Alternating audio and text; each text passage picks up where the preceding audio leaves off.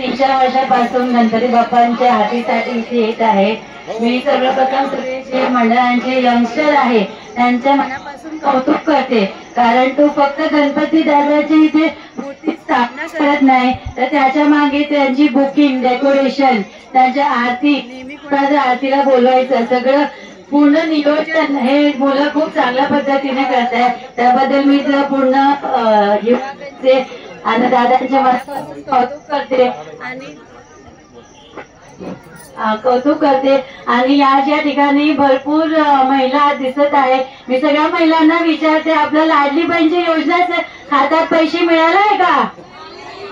नक्की नाही?